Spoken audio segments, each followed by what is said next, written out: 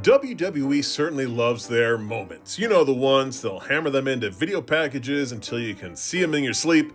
Hogan slamming Andre, Seth Rollins cashing in, Kofi Mania, the boyhood dream has come true, yada yada yada. If WWE can milk a clip for decades, they'll do it until the end of time. Problem? That obsession with branding iconic moments means plenty of legitimately great matches end up shoved into the memory hole, buried under the latest round of nostalgia replays. I'm Senior Siete for 7 Wrestling. Let's take a look at 7 awesome WWE matches that nobody remembers. Now, before we get into that, we appreciate your support, so if you enjoyed this video, please hit the like button, subscribe to the channel, and drop a big leg on that notification bell. Also, we've got merch. Show the world you're a part of the brotherhood, even if you're a sister with our shirt, stickers, and other business. Oh, and for the purposes of this list, we're going to focus on premium live event matches, because who knows if I'm ever going to see another premium live event again, because I'll be damned if I'm paying $30 for ESPN, which is a service I already freaking pay for. Good times. And finally, yeah, we know some of you are going to remember every match on this list, and if you do, that's awesome. Congratulations on the good memory. I don't remember what I had for breakfast this morning. Number 1, what a worm. All right, I'm about to blow your mind right off the bat. Here's a little hot take for you. Vince McMahon has never cared about cruiserweights. Shocking, right? The division existed mostly as filler, a chance to show some flips while the main event stars hog the spotlight. This is the same division where Vince was like, Bryan Christopher, he's small. Put him in there with Taka Michinoku. Higher-ups didn't see it as important, which is a shame because WCW proved that cruiserweight action could be some of the most exciting wrestling on television. So while the WWE Cruiserweight, or light heavyweight division, as it was known at times, isn't fondly remembered, Dean Malenko and Scotty Hotty had a match at Backlash 2000 that was shockingly great. And by great, I mean the kind of wrestling that makes you wonder how WWE could casually bury an entire division. You got Dean Malenko, the man of 1,000 holds. He's a walking clinic in technical wizardry. Scotty, usually remembered for the worm and his cartoonish antics, but he could actually wrestle.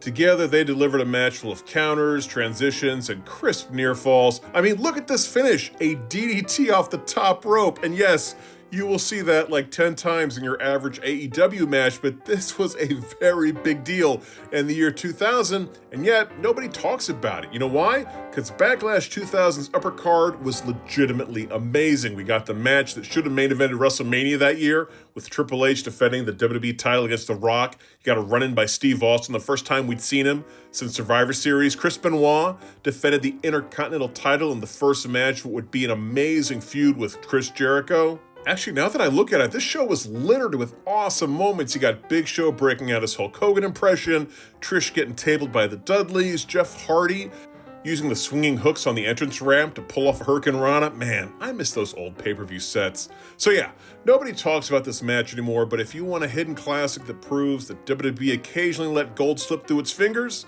Malenko vs. Scotty Hotty is your match. Number 2, the 18th second redemption.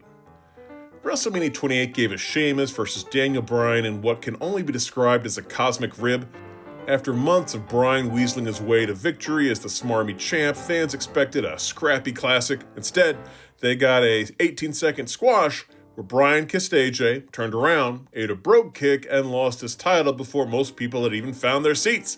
A match that should have cemented Bryan's credibility was reduced to a punchline, and the live crowd groaned louder than a kid finding coal in his Christmas stocking, not only because they were robbed of a potential classic, but because they were all starting to really get into Daniel Bryan's yes shtick. But here's the part everyone forgets, the follow-up. At Extreme Rules 2012, Bryan and Sheamus tore the house down in a 2 out of 3 falls match that lasted over 20 minutes. This was the kind of bruising, technical showcase that should have been their WrestleMania moment. Sheamus playing the powerhouse, Bryan dissecting him with precision, and together they told the story that 18 seconds simply couldn't deliver. It was proof that both guys could thrive at the top level if creative would just get out of the way. Tragedy, History does not remember this banger because not long after, Bryan caught fire with the Yes Movement and morphed into the most beloved underdog since Mick Foley. Fans remembered the beard, the chants, the underdog story, but not the match where he and Sheamus proved that they were capable of magic.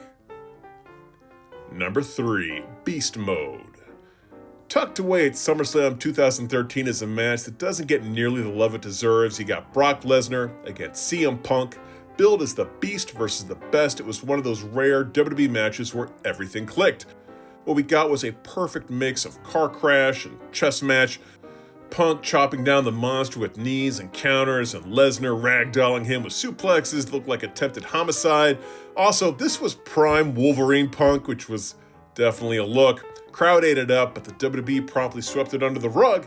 Lesnar pieced out for his usual part-time sabbatical, while Punk was shuffled into a feud with Ryback, which is like trading filet mignon for a gas station hot dog. And while Brock would go on to eventually end the streak, Punk's arc was way less glamorous. He'd lost to part-timers in 3 straight major pay-per-views: The Rock at the Royal Rumble, The Undertaker at WrestleMania, and now Lesnar at SummerSlam. Remember, this wasn't unbeatable post-Undertaker Street Suplex City Lesnar.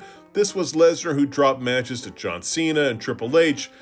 And by the time Ryback was clotheslining him into oblivion, Punk was done playing ball, his frustration boiled over, and not long after, he walked. So now, that SummerSlam classic sits in this weird limbo, beloved by those who saw it. It's from a weird time in both Punk and Lesnar's careers. Fortunately, now that they're both on the main roster, it looks like WWE is finally giving this match some love, as it was recently named the 4th best SummerSlam match of all time.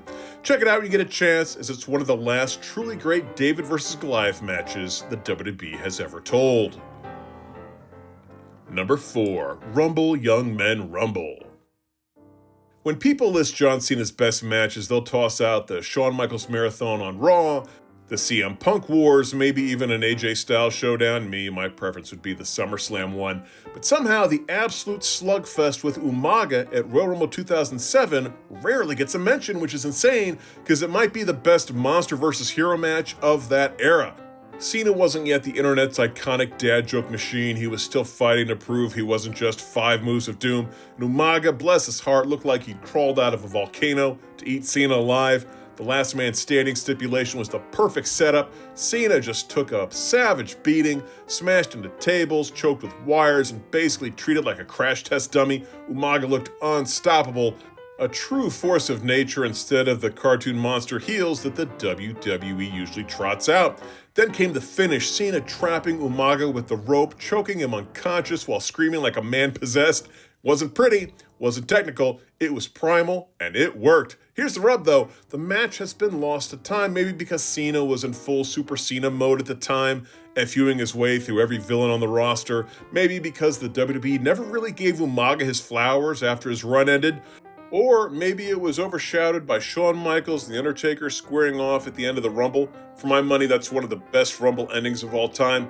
Either way, this was a classic. Violent, gritty, proof that Cena could thrive in chaos. If you missed it, go back and watch it, and you'll join me in singing its praises. Number 5, saving the show. What can you say about Diesel being on top with the WWE in the mid-90s? Let's just say that if you were a fan of, wrestling, grappling, story, timing, these were grim times. Diesel had the size and the charisma, but work-wise, he needed someone like a Bret Hart or a Shawn Michaels to pull a good match out of him. And Vince, ever the visionary, paired him with the kind of opponents that made fans weep quietly. I'm talking your Sids and your Mabels. The result, a run where the top of the card felt like a parade of slow-motion disasters, while the undercards tried to carry the company on their shoulders. Enter Bret Hart versus Hakushi at the very first In Your House. Finally, a match for the people who actually wanted wrestling on their wrestling show instead of watching Diesel try to get decent outings out of subpar talents. Bret, the excellence of execution, Hakushi, the high-flying Jinsei Shinzaki from Japan. They delivered a clinic that was technical, crisp, and genuinely exciting.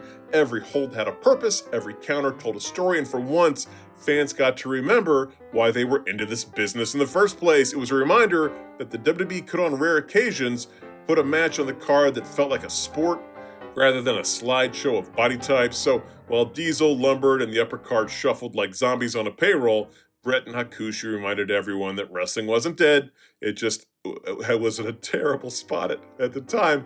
This match still stands out as one of those underappreciated gems of the era, proof that talent could shine even when the creative gods are taking a nap. Number 6, the Iron Women.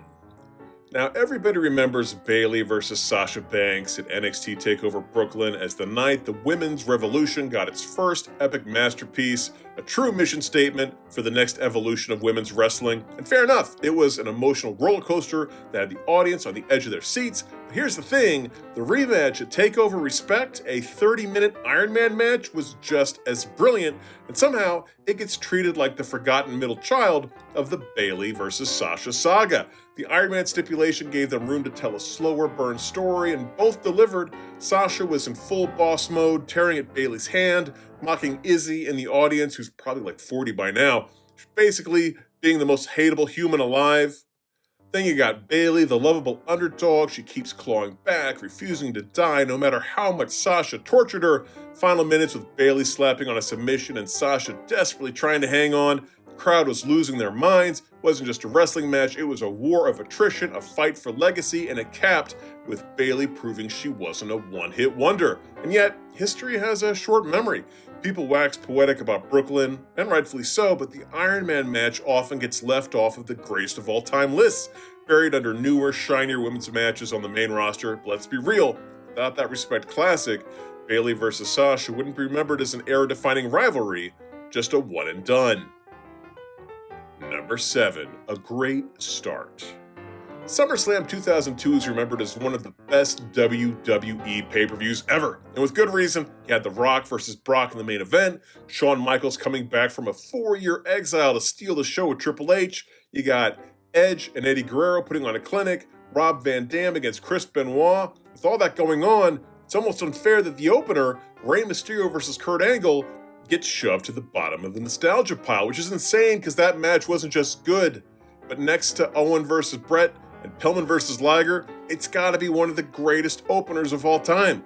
Angle was at his wrestling machine peak, suplexing Rey into new dimensions while trash-talking like only he could. Rey, still fresh in the WWE, flew around the ring with the kind of speed that made you double-check if the tape was on fast forward. The duo was given less than 10 minutes, but they packed it with more action, drama, and timing than most main events can manage in 30. The crowd ate up every near fall, every reversal, and the finish, with Angle snatching Rey out of the sky into an ankle lock. Mwah! Perfection. But thanks to the sheer depth of that card, Rey versus Kurt is basically the hidden gem on a show full of diamonds. It's the match you forget to praise because everything else around it was absurdly good. I don't know, maybe people choose to forget it because of the atrocious pinstripe singlet that Angle was wearing. Still, if you're making a list of the all-time great pay-per-view openers, this one deserves to be right near the top, no matter how stacked the rest of the card was. Well, there's our list, and I leave out any other awesome WWE matches that nobody remembers. If so, please leave them in the comments section below. Also, if you enjoyed this video, please hit the like button, subscribe to the channel, and gonna crush that notification bell. Until next time, I'm Senor Siete for 7 Wrestling saying bye-bye.